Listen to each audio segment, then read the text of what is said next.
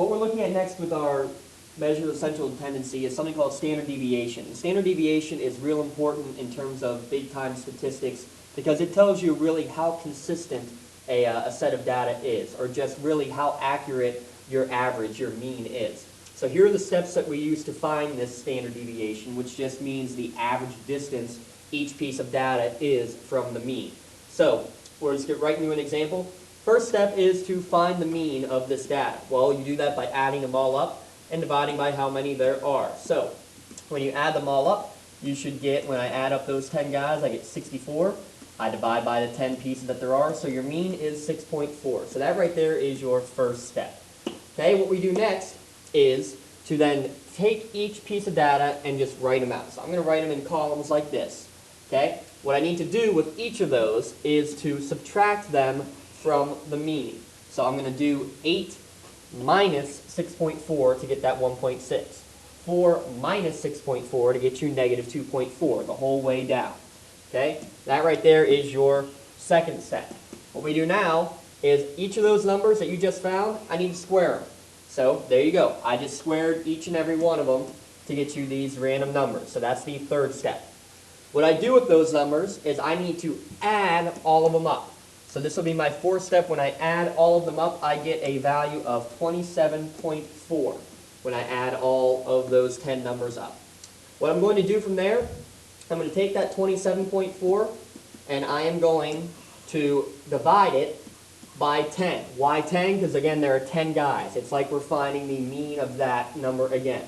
So that gives you 2.74. Okay, that is your fifth step. And your final step is just to take the square root of that number. So I'm going to take the square root of that 2.74 and get my final answer, which is about a 1.66. That is your standard deviation. That means that on average you're diverting from the mean by about 1.6 for each one of those numbers. So now, here's another problem. I'm given two sets that are given from school test scores on test version A and test version B. What I want to do is find the mean, median, mode, and range of both sets, also find the standard deviation of each, and then say which class was more consistent. More consistent just means which one has the smaller standard deviation.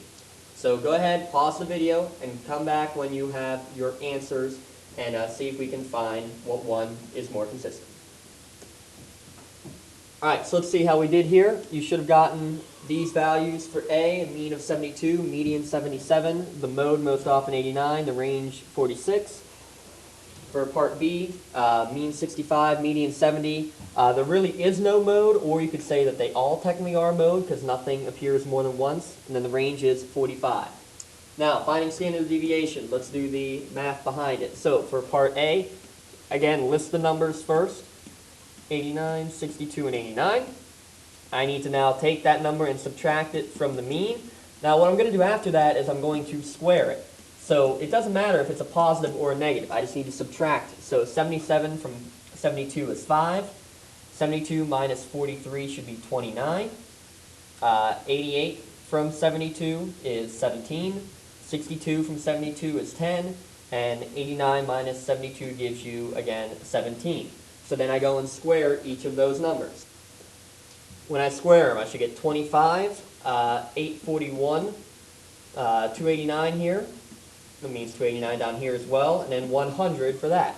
What I do now is I add all those numbers up. So 289 with all of them. 25, 841, 289's in there twice. And we get 1543. Take that number and divide it by 5, because there's 5 numbers there. So that's 308.6. Then I take a square root to get me a final answer. And what I should get is about 17.5, 17.6, depending on where you round. Okay, for part B, you should get 17.3. Let's check the math and see if we can get that. Okay, same thing, listing the numbers first. So 80, 85, 40, 50, and 70. Subtract it from the mean. When I do that, the mean here is 65. So this is 15, 20, 25, 15 again, and 5. I'm going to square each of them again. So So this should be 225, 400, 525, 225, and 25. So add them all up, and I should get 1,400, I believe, here. So then when you take 1,400, you need to divide it first by 5 to get 280, and then take the square root of it. The square root of 280 should be, oh, where did I go wrong? Where did I go wrong? I tried to go too quickly. This is 625, which means this should be 1,500. So when I do 1,500 divided by 5, I should get instead 300. So I take the square root of 300, and I get 17.3, like we said it needed to be. So which class is more consistent? Which one has the smaller standard deviation?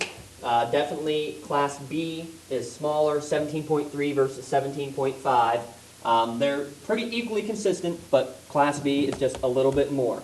Smaller standard deviation means a more consistent class.